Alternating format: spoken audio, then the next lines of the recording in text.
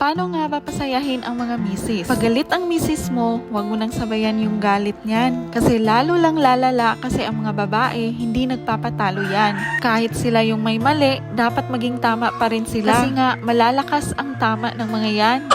Huwag kang magagalit kapag nagbunga nga ang misis mo. Kasi normal na yon kapag galit sila. Hindi mo ba alam na mas nababawasan ang galit nila kapag nagbubunga nga sila? Kasi pag nagagalit sila nang hindi nagsasalita, mas mahirap yun. Naiipon yung sama ng loob nila. At pag nag-away kayo ng malala, matinding gyera ang mangyayari.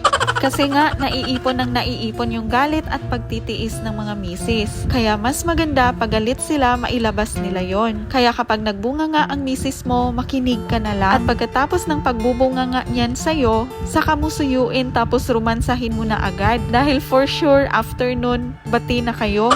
Pag sinabi ng misis mo na pagod siya at kailangan niya ng pahinga, pagpahingahin mo muna. Hindi yung pag dumaing ang misis mo, isusumbat mo rin yung pagod mo sa trabaho. Hindi mo ba alam na mas mahirap ang trabaho ng mga babae sa bahay? Kumikilos sila nang walang kahit anong kapalit, wala nang ang sahod, wala pang day off. Kaya nga pinaka-stress reliever niyan ay pahinga, lambing, atensyon at pagmamahal. Simpleng-simple, 'di ba? Ang daling ibigay.